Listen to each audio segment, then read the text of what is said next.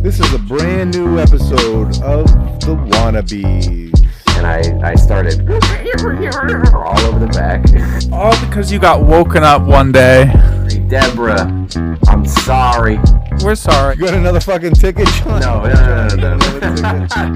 So now I'm extra tweaking. I panicked. I waited till it got dark. I snuck out. And so the little...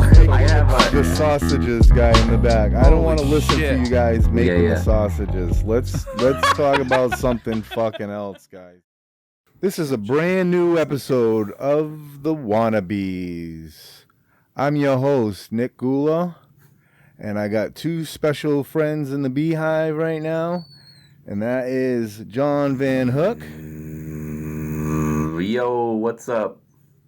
and Justin Kyle. Yo. How you guys doing? You know what time it is. It's a Wannabe show. Let's go! I have something extremely pressing that I want to get to. Is this all right? Yeah, go for it. Whatever you want, guys. Bring it in, John. I got nothing this week. I got nothing. I have an explosive outpouring of love that I cannot ignore. My heart is palpitating. My palms are sweaty. My knees are weak. One might say my arms are heavy. If I wasn't on a diet of chicken and rice, I would have spaghetti all over my sweater. So what I want to say is I have just an amazing outpouring of love for our ever-growing fan base so far, our listenership, so I should say. The beehive. The beehive, yes, thank you. We have gotten comments, we've gotten likes out the wazoo. We have gotten direct messages from people that have just absolutely warmed my heart, I know. I got some in-person raves and reviews, In too. person. Like friends and shit like that that tell me that they listen to it. So it's kind of fun to have. It's kind of fun to have conversations about the Wannabeez. You know what I mean? Yeah. I totally weird. understand. I'm sure the only people that I talk to about it is my wife and my roommate. I don't really have, if I'm being honest, like I have a couple friends that are listening to it here and there, but nobody in my actual day-to-day real life am I talking to it about it. So that's mind-blowing. I totally understand what you mean. You gotta get that. You gotta get the word out. You gotta start handing out some pins and start fucking. Yeah. You know, get like a tattoo of the Wannabeez logo across your forehead. Just really get out there. Commit, and promote John. it, You just gotta commit. Maybe hand out some flyers. Fuck it. I don't think you're committing enough to the beehive at this point. You gotta, maybe. I think if I get a tattoo of the Wannabeez logo on my forehead, I will be committed into a hospital. Get a honey facility. Get a honey drop, a drop out of your eye, a honey drop coming out of your eye. Oh, that's kind of cool. I like that. A little bee, like. Is that a teardrop? No, that's a honey drop. drip. That's a honeydew right there. Either it's honey or I'm fucking crying piss.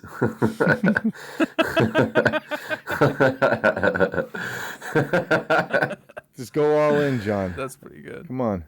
No, but the fucking love is unreal. Unreal from the beehive. Super weird to just, people that I know, but like, no, it's pretty entertaining. I'm like, I don't even know how to understand how that's like, working. Who's approached you, Nick? Like, people approach you in person? Oh yeah, definitely. People at work, people out there, and I know a couple of people that listen. Oh, my mother listened to the episode of her vagina. Oh my God! We gotta get into this one, right? Break it down for me. I'm so sorry, Debbie. So sorry, Debbie. Yeah, she did not like that very much. But then I explained it to her.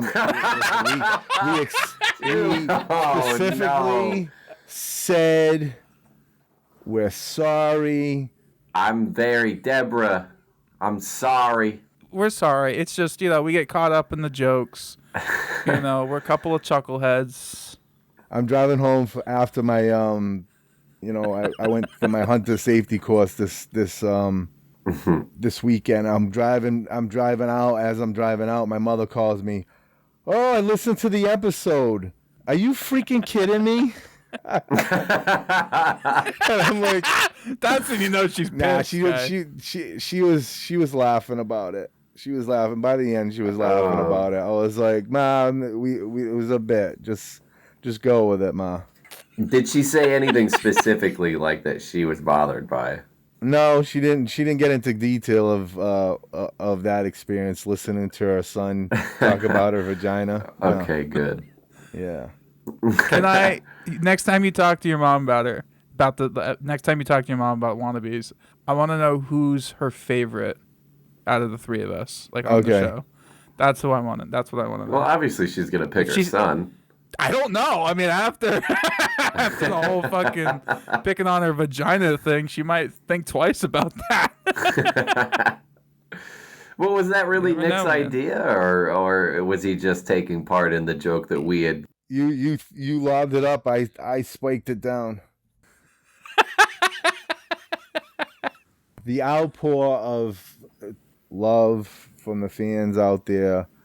John, you have something specific that you want to talk about? No, it's just in a general sense. I got a really long, heartfelt message. Actually, no, I got two heartfelt messages. I got a message from one guy who was at the 100th, the live 100th Fun Bearable show, and actually said, I think he met with you, Nick.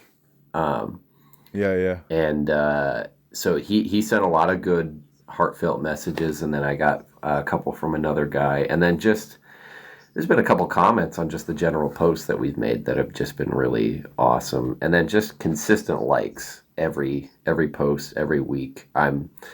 We were just talking earlier, a little behind the curtain talk. We were talking earlier about how we thought there was just going to be this random fall off after episode 4. And surprisingly, there wasn't. And I, in my heart, believe that people are generally going to enjoy episode 6 just because of, I mean, I've had to listen to it so many times now just to get the clips out of it. And it's just, it hasn't been bad. It's really enjoyable all the way through. And Justin does the editing on it, and he does such a great job. And with all the sound and stuff. So if you're listening to this and you think it was like, wow, I've heard multiple people say, like, it's so weird. It sounds like you're in the same room, and I'm well aware that you guys don't live in the same area. So I'm just like, yeah, I mean, that's movie magic a little bit, baby. That's the Justin Kyle touch. Yeah, well, that's what I go for. I don't want people to realize that like we're recording over Zoom, right? Because there's always like a weird lag when recording over Zoom. And I like that feeling of like, oh yeah, we're just hanging out. You know what I mean? Yeah. Trimming out that fat, that delay. JK Productions. It takes for fucking ever. Yeah, I'm learning. Forever, I'm learning. Oh my god. Especially when we have a guest, man. Oh, that fourth fucking audio track, and everyone's got a little bit of an echo, or sometimes it'll be synced up, but then it'll get unsynced, and then it's fucked up. Not to shamelessly plug, but my cap's off to you, friend, for doing that. You do a wonderful job. You had to edit the caps off episode, right? You did that on your phone? Yes. Yeah. That must have been tedious as hell. It was a little bit of a nightmare. I did it all on my phone, and it was my first attempt at actually getting deep dive into that raw audio editing and trying to work out all the kinks, and it didn't go great, but I think I did a good job. All right. Yeah, I'm sure this is not interesting to anybody. We're literally talking about making editing, the sausages guy in the back. I don't want to listen to you guys making the sausages. Let's talk about something fucking else, guys. I have another thing. I actually have two more things. One of them's really short, and it was just one that I feel I will be doing everybody a disservice if I do not bring this up. But unfortunately, as we know, the great James Earl Jones passed away just this recently. When this comes out, it'll be old news, but to us, it's only about a couple days old news. when it happened, I think like midday. I had, I just happened to be on TikTok and I had scrolled onto a brand new video of somebody just reporting it. It was like a news report of him having passed away. So, I love James Earl Jones for multiple things. Obviously, Darth Vader. Obviously, he's great in The Sandlot. He was amazing. He did a lot of work on like Broadway and stuff like that, and so much voice work over the years. And so I had my own little moment of mourning of being like, oh, that sucks. And I mean, he was old as dirt, and as I've come to embrace stoicism, one of the one of the things about stoicism is like understanding that people have their lives and the time comes and goes, and death is such a part of life. And being, I have a very accepting thing about it. So like I mourned and then I got over it and yada yada. But the thing that fucking got me was later in the day. I'm reading a book and I'm also having like light back and forth with my friend Sam, who lives with us. My phone vibrates and I look down and I just start bursting out laughing so fucking hard. Like I swear to God, I almost pissed myself, grabbing my ribs, doubling over, because the notification that I read is verbatim as it speaks. Darth Vader is died.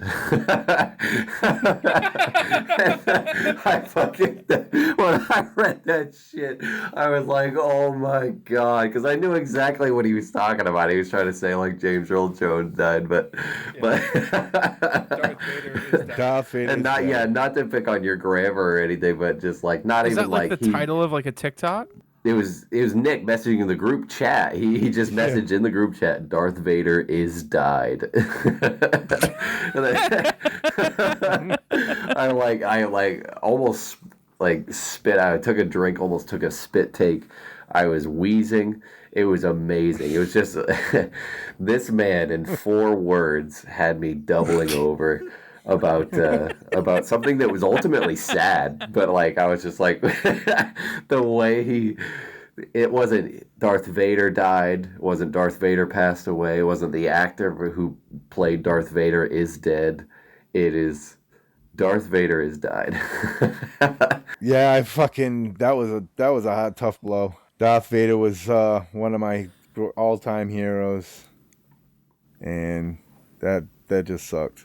Is Darth Vader your favorite James Earl Jones role?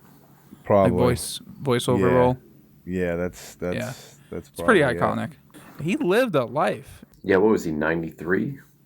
Yeah, like that's a good run.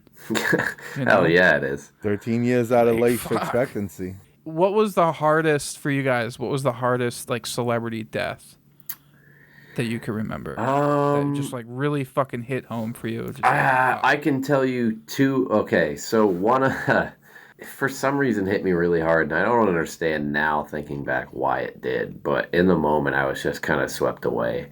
And then the other one actually legitimately still gets me to this day. And so the first one, when Stan Lee died, I remember I woke up and I got that notification that Stan Lee had died, and I was just like, what the fuck? Because I was just like, I planned on going to some sort of Comic Con or something eventually. I was just like, I never got to meet him or even get close to him. And he's such an icon. He's responsible for so many people that I love, like characters and stories and whatnot. So that one took me a little bit, not by surprise. Obviously, he was another one, old as fucking dirt. But I was just not vibing with that one. But the other one that really took me and made me feel a little bit distraught was Tom Petty, because if you remember, he had like a health scare where I can't remember what had happened. It was like a seizure, or a heart attack, or something like that, and then he was almost pronounced dead, and then he was like bouncing back or something, and then bam, he was just dead again. So it was almost like a crazy period of adjusting. And I'm a huge Tom Petty fan. I've always like referred to him as like if musically, if I have an uncle, because I don't really have any uncles that I have. Like both my parents have brothers, but they're not in good standing with either of them. So I've just never grown up with a lot of uncles. So I always thought if I had a musical uncle, it would be Tom Petty. I think he's just got uncle vibes. Yeah, he's always been there for me. Mine would probably be either Robin Williams or Yeah. That was a tough Robin one, Williams was wicked that was a tough for really me. tough I was like, I grew up on Robin Williams, man. That was when I seen that, I had tears in my eyes. I was like, oh my God, man. That's a tough blow. Whole day it was a mess, guy. I'm like, oh man, just thinking, never gonna get Mrs. Doubtfire 2, guy. Gula, you told a story recently in the group chat about when your father or your grandfather passed away, and where he said that he didn't want you or your dad to cry about it. My grandmother. Your grandmother, okay, Yeah, my grandmother. apologies. So, and then you both, kind of kept that promise to her that you weren't, and you would remain stoic. I like to think that every iteration, every multiverse version of Nick Gula, Time Comedian, goes back to Robin Williams' death, and it is all just standing there stoically silent, not crying, not joking, not saying anything. You know what I mean? Just paying absolute respects. Like, it's just an endless course of like Nick's showing up, paying a silence, and then disappearing. Different clothes and different iterations of Nick. Just one of them's there, green. Just fucking saluting. Everybody's saluting. For me, probably it's kind of a recent one. O.J. Simpson, man, when he died, it just. I forgot O.J. died. That shit really just hurt, man. It killed me. Fucking. Man, the juice isn't loose anymore. I was a real fan of his football career. I was a fan of his book. He was quite an author. Quite an author. That's Wannabeez Book Club this week. BBC. George Carlin was another one. That was a tough one. Yeah. See, I really got into George Carlin after he died because I'm younger. Yeah, me too. Not to bring this back to another like Tell 'em Steve Dave thing, but we are the Wannabeez, and we're that Wannabeez for a reason. But I don't know if you guys think about this, but I just think about the day where I wake up and I just get that news article like Walt Flanagan dead at 59. You know what I mean? Like, and I'm just like, this is one of the universes that I never wanted to exist in. You know what I mean? This is just one of those things where I see in my head. I just see Walt. those. I see those guys. I would like to imagine seeing Patreon videos of those guys in like a nursing home, like when they're like 70 something, and they're still doing it. Like that's what I'm hoping for. That's what I would love to see. And I don't know if they ever would. There might come a time where they just like fuck it, but that would be a shame. That would be harder for me to deal with, honestly. What happened to these guys that I followed for so many years? Whatever nursing home Walt's in, at very least, I need to get him there to be still warming up his microwave and his chocolate chip cookies. To go back to earlier about the sort of the love from the listeners that we're getting, I've heard from multiple people that parking wars seem to be a hit amongst people listening regularly, and that they all I've heard is just like, more parking wars. Is there any more parts? I'm sorry to say there is no more, but I do have something kind of similar. You got another fucking ticket, John? No. Another ticket? No. That would be so funny. It's not a ticket, but it's something in the it's another escapade that I'm having that's ongoing. My dabbles with human beings. Do you want to hear about it? Yeah, let's do it. Do it. All right. Let's go. Let's fucking go.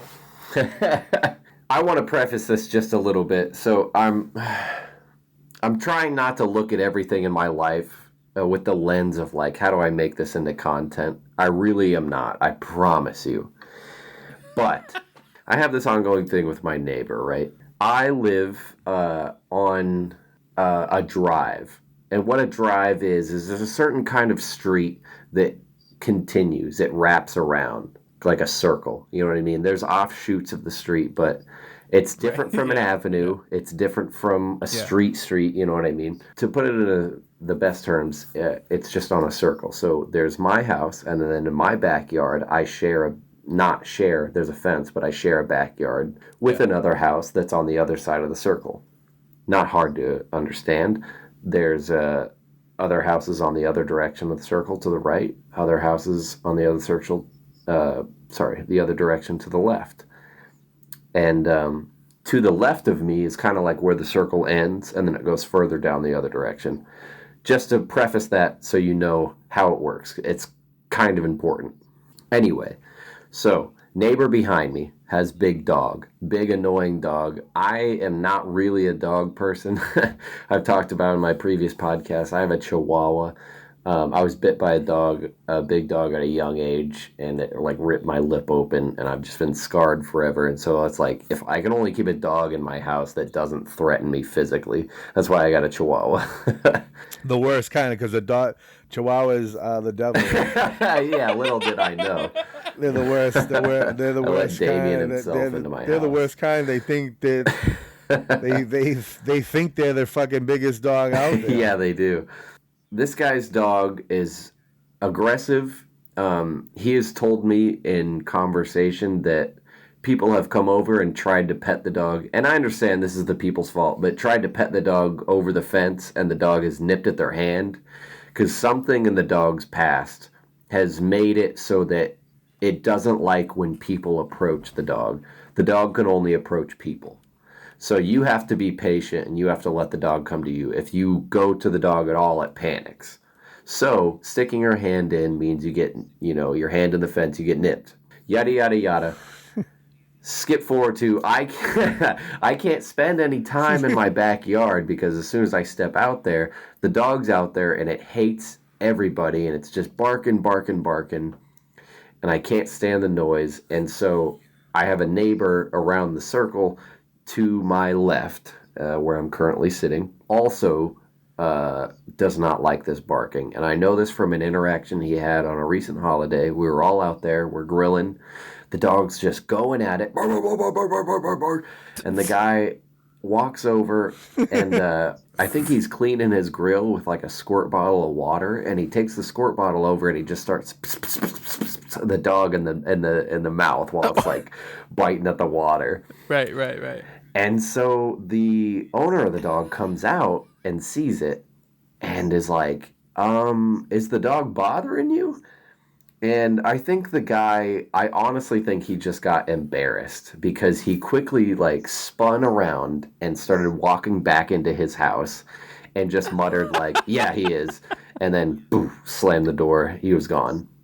So I saw that interaction. Skip forward to we have a giant storm around here, right? I told you guys about that. We had a storm. It knocked down my fence, and it knocked down many trees around here. And so there's all over town. It was labeled like a certain level natural disaster.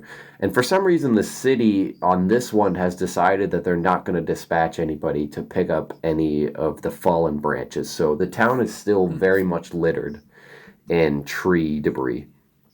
So there's tree debris in the backyard. The neighbor's picking some of it up. I go out there to pick some of it up, and the neighbor with the dog, I go to pick some of it up and mow the lawn, and he starts conversation with me where he reveals that on the corner of the fence where he was spraying the dog, he had placed this sign that says no trespassing. And it's really weird. Like, I totally understand. You want to put no trespassing on your property, it's fine. But when I tell you the backyard, where he put it is in the backyard, it's all of our shared backyards. So it's very much just like, this is all our area, but don't come to this corner because this is my property. You know what I mean? It's just threatening for no reason. It's weird. And I didn't have that much of a problem with it at first. But in this conversation, he told me that he's the one who put that sign there, and that the incident with the spraying of the water is why he put the sign there. So I kind of tried to level with the guy and maybe told him, like, yeah, I mean, the barking can be excessive, but I totally understand. You should be allowed to have your dog in your backyard without having to worry about people messing with it. And, you know, we kind of leveled with each other, I thought. And so going forward, I had it in my mind that he's now beefing with the guy to my left. So I have this other unrelated issue where for many mornings in a row, I have been woken up by a certain motorcycle, right? And it is obviously someone on this drive, this circle, works early in the morning. They work at probably 6 o'clock because it's about 5:30 when they roll through. They wake up, they start their motorcycle, they rev it up nice and good, get it warmed up, and then they come around the circle, the opposite side of the direction of that they're going to work. And I know that's kind of hard to understand the way I'm saying it, but what I'm trying to explain is that they're going out of their way to come around in front of my house with the motorcycle. That's what I'm trying to say. He lives on the other side of the circle, but he's coming around to my side, and when he does, he guns it. Now, what I'm understanding is that this is the guy with the dog, and he's trying to get at the neighbor that squirted the dog, right? Who's also my neighbor to the left. You're just getting caught in the middle of these two feuding, basically. Yes, the runoff. Yeah. Your collateral damage, John. I am. Your fucking collateral damage on the neighbor. So what the dog doesn't so what the dog guy doesn't understand is that he's beefing with the squirt bottle guy, but now he's beefing with me. Right. So 3 mornings in a row, this motorcycle thing happens, and on the third one, I get so irate because it's waking me. Like, I don't have to be at work until hours after this guy does. So why am I on his schedule now? Like, it doesn't make any sense. I don't need to be waking up like this. And when I wake up, I can't fall back asleep. I like my cortisol starts fucking racing through my fucking blood, and I can't go back to sleep. So he did it again. I woke up, I shot out of bed, and the first thing I thought about was that stupid fucking sign. And I ran out to the backyard at 5:30 in the morning with a Sharpie, and I started all over the back. And I wrote, "Enough with the damn motorcycle" at 5:30 in the morning. And then I stuck it back down into the ground, and I turned it and aimed it towards his house, because previously it was aimed towards my house. Jesus Christ. I am in my head, I see you running out there, fucking no shirt on, got your boxers on, maybe a robe, and you're just fucking out there just bunny slippers, furious. Like Tony Soprano. Yeah, bunny slippers on, and you're running out there like a fucking... There's smoke coming out of your fucking ears, and you got this big fat Sharpie, and you might as well have just written, "Fuck you." This is not very stoic, John. No, it is not. And here's... Okay, and I'm not done, though. I'm not done, okay? I understand. Oh, no. You're absolutely right. This is not stoic at all. Oh, boy. And I had time to reflect on it. You wrote on the sign, fucking... I had time to reflect on it, Listen, okay? asshole. So... Oh, that's funny. I went back 2 days later. Nothing happened. I really expected, a knock on the door, a letter in the mailbox, something. Is there any way that they could have found out that you wrote that on the I don't believe so. But I'm going to get to that. Maybe he just assumed it was the squirt bottle, dude. I'm so glad you brought that up. I'm going to get to that. Okay. Here's the deal. Shut the fuck up. Yeah, you're jumping the gun, buddy. Shut the fuck up and let me tell the fucking story. No, really, I am glad you brought that up because it helps segue so much better. Because here I am, I had the sign where it was, and all I can think is fuck, he's totally gonna think that was the other guy. and I don't have beef with the other guy, and there's no reason that I would want to like a missile aim the dog guy at the squirt bottle guy. But I do want to, I have to somehow make it known that I'm the one who wrote on the sign. So I'm sitting here thinking and thinking and thinking and thinking, and I'm like, maybe if I could just catch him outside, I would go over and sternly tell him, like, hey, I know this wasn't right, but I wrote on your sign, I'll replace the sign, yada yada. Then I thought, like, maybe I go to the other neighbor first, the squirt bottle guy. I'll talk to him and I just try to create some sort of alliance, and then I tell him, like, if the dog guy comes to you and he tells you that John's playing fucking survival. Yeah, if the dog guy comes to you and he asks you about the sign, you can easily say that, you don't know anything about it, it wasn't you, and, mum's the word. I pondered on it for about 2 days, nothing happened, and then at the night of the second day, I panicked, I wait till it got dark, I snuck out, and I just stole the sign. And so the little metal forks that hold the sign in are still out there in the dirt. You just took the sign? I just took the little yellow sign that I had written on, and I have it stashed away in my house where the police cannot find it. Oh my God. Because I am not sure what to do with it. John? I'm not sure what to do with it yet. I haven't figured it out. I haven't gotten that far. So let's recap. Let's recap this situation. You went from okay, I don't mind the dog, to I'm stealing the guy's sign because I wrote on it. Because I'm collateral damage. I have a plan. Okay, Gula? Okay, There's a part I haven't told Let's you hear about this yet. fucking plan, John. Let's fucking hear this plan, because I can almost assure you this plan's not going to work out. Okay, let's go. Okay, so here's the thing. Remember the storm? The storm I told you about? Knocked down my fence. Yeah. All the wood, debris. Yeah. There's a bunch. Trees, children, cows. There's a bunch of tree debris in the squirt bottle guy's front yard, right? Yeah. 2 days ago, as well, the squirt bottle guy put a Harris Walls political campaign sign in their front yard. So now I'm extra tweaking. I'm thinking, if that guy sees that his sign is gone, not even just vandalized, it's flat out gone now. And now he sees that the guy he was previously beefing with has a new pristine sign that he feels probably very strongly about in his front yard. Is it not obvious that the dog guy is probably going to fuck with that sign at some point? Maybe? As some sort of retaliation. So what I'm thinking is, the other thing is, so all that wood debris in the squirt bottle guy's yard. I'm thinking, if I can get a chainsaw, I will go over there and I will start to cut up the wood debris, because it's very obvious that the squirt bottle guy doesn't have a chainsaw. There's been nobody in the neighborhood. Like, the rest of the neighborhood's been cleaned up for the last week and a half that the storm has passed by. Everybody cleaned up their yard. Squirt bottle guy's still hanging out. I need to go over there and help clean up his yard.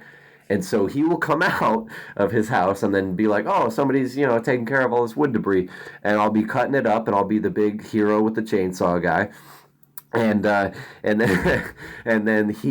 I can finally tell him with confidence, because I just did him a favor. I did an act of service with him. I can tell him in confidence the whole story about the sign and the motorcycle and the dog and the wood debris, and about how he needs to ally with me against the dog guy to talk to him about the motorcycle, so I can sleep in a little bit more. All because you got woken up one day. This is not going to work out very well. Do you know where to get a chainsaw? To rent, or Home possibly Depot. Yeah, just go to Home Depot.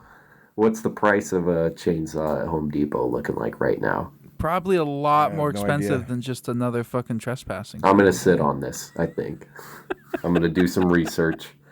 I'm going to look at the Home Depot website. This is so elaborate. The moral of the story is, mind your own fucking business. Yeah. Just be cool. Just be cool. And you fucking don't put your beeswax into it, and then have to come up with this elaborate elaborate fucking thing to get out of the thing that you just did. Okay, here's The my thing you question have to though. do Am is I so even wrong to be bothered fucking by the iller. motorcycle? It's insane even more than the thing that you've already done. Am I a criminal Like, to be woken up? Am I a this is criminal to be not wanted to insanity. be fucking startled awake because of a fucking V something engine fucking tearing through my goddamn neighborhood? My son wakes up, my wife wakes up. So what you need to do, what you'd have to do in that situation, John, is wake up and go outside and be like, "Hey, you know, my son's inside the house. I know I'm so glad you said this. Gula, you're a hey, genius. you're fucking up, guy. You're fucking up because right now it's my level's here right now. I gotta say, it's right here. Pretty soon my level is gonna be up here. We don't want that over here, guy. We want it to be right here. Gula, you're a genius because that was also one of the ideas I had. So my day off is Tuesday. It's this coming Tuesday, right? And so I had actually proposed to my wife, do you think it would be way too across the line to set my alarm for 5 a.m. on Tuesday for the day that I, don't have to be at work, and to meet him in the street as he comes by and to stop him and let him know about how much he is absolutely making my life hell? Is that too far? Is it Negan-esque to do that? You want my advice? Here's my advice. Yes, please. I don't think you're in the wrong to be annoyed, right? Like it sucks. And in your theory, he's going on his way to piss off the other neighbor, right? But you're getting stuck in the middle of that. You're getting woken up. Your kid's getting woken up. Your wife's getting woken up. And but at the same time, though, it's not like riding a motorcycle is against the law or anything. But no, you're right about that. But the way he rides it is very vindictive. Like, yeah. I know that there's definitely ways to keep it at a murmur when you could just like at a cruising speed. When I tell you he guns it at the corner over here where the house, the circle meets, he absolutely He's doing donuts in the back. He's doing donuts. Yeah. Before I decided I was even gonna tell you guys this story, I had come up with a name for it. Because I thought Parking Wars just had such a fun ring to it. I decided I wanted to call this one Sign Gate. And the thing I wanted to preface is, like, I know we're the Wannabeez, and I know this part of the charm of what we're doing is we're loosely stealing things and ideas from Tell 'em Steve Dave. But I want you guys to know that just because Parking Wars might have been wildly similar to Walt Goes Postal, and just because this is wildly similar to a Screen Gate, as you will, it does not mean that any of this is fabricated. I promise you, I'm bringing my real life altercations, and I also want to hear some feedback from you and maybe even the audience. Am I taking these things too far? Am I the problem in these situations? And am I just going to have to finish it the same way I might have started it? I think the problem isn't the problem. It's the way you see the problem. Oh, how stoic of you. The problem really is communication, right? Like, between the neighbors, it's the communication of, like, your dog doesn't shut the fuck up, and you need to kind of control that a little bit.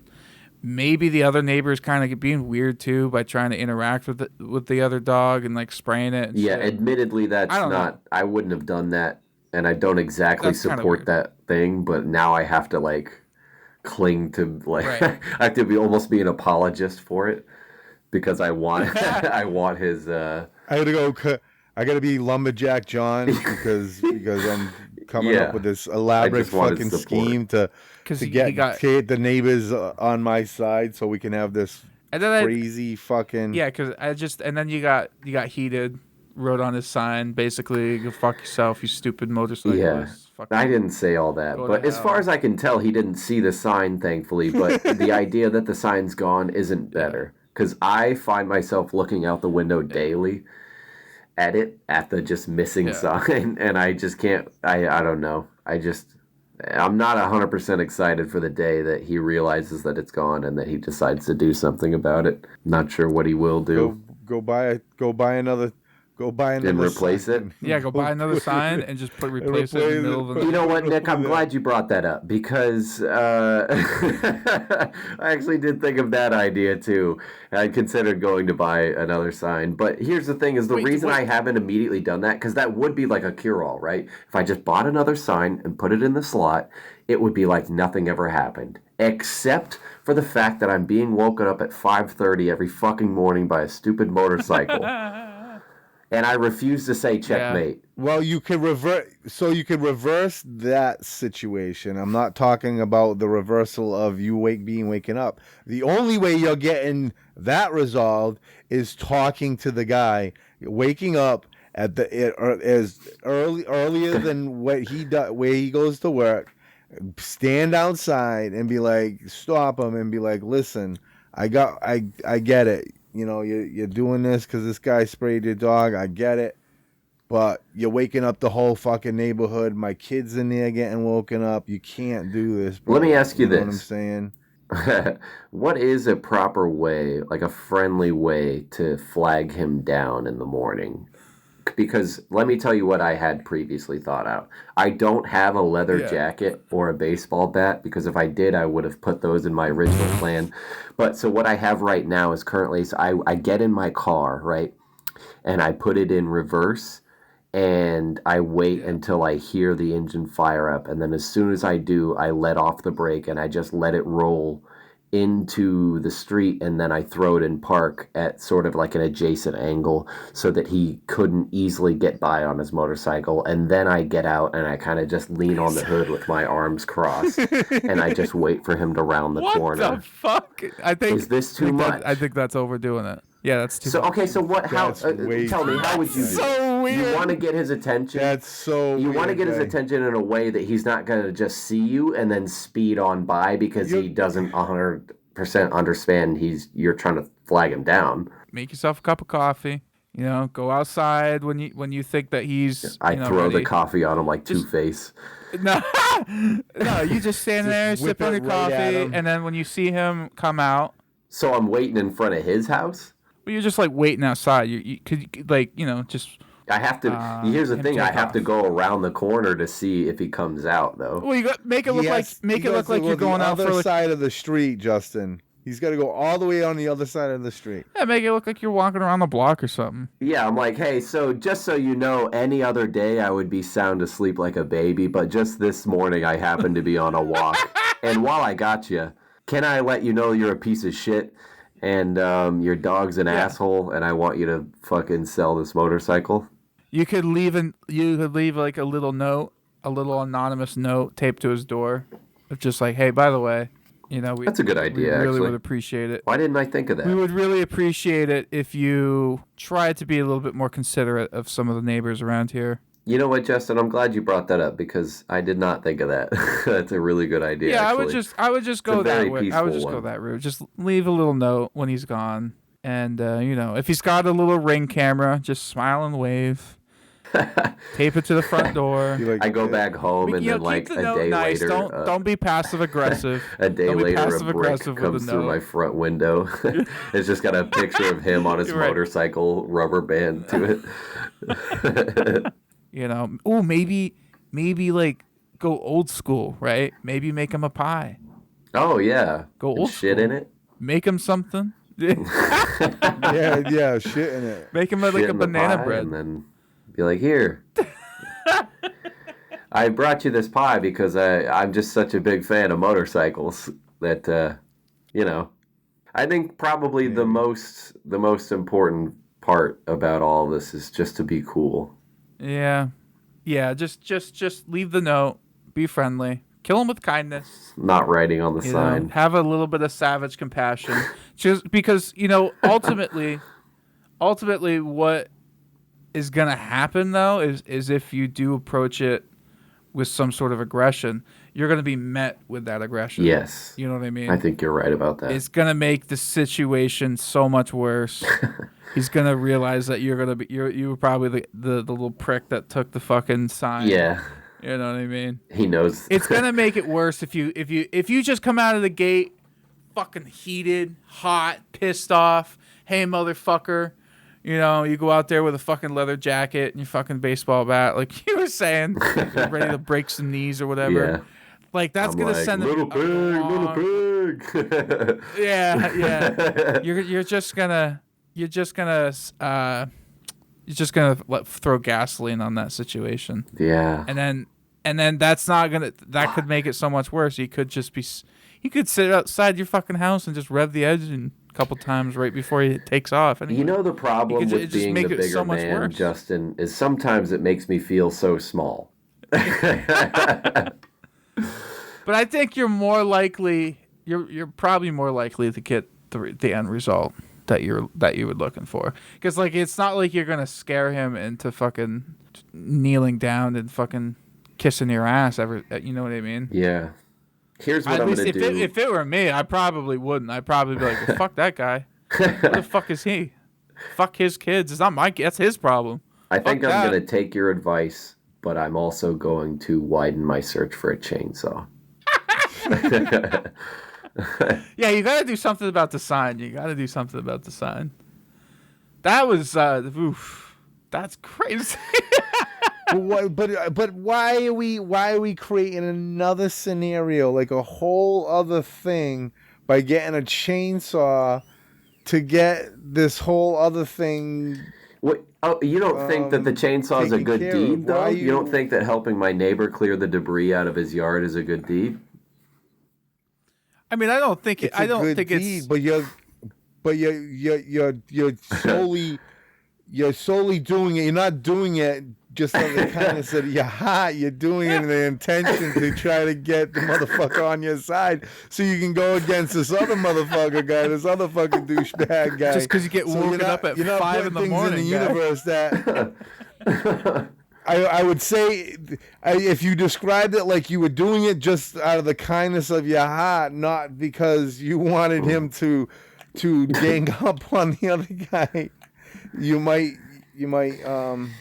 all right. So there, to please the jury. So why are we doing take the chainsaw out of the no. To please the jury, I will be fucking go over there. I will be taking Justin's advice. Listen, douchebag. And I will also be getting a chainsaw if I can, but I will not be using it as leverage. I will not be I will just be doing it out of the kindness of my heart. How does that sound? That sounds better. Yeah.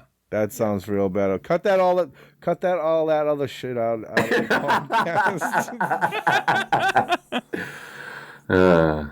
Fellas, I gotta take a rockin' piss right now, so be cool. Shut the fuck up. Buzz, motherfucker. Bzz.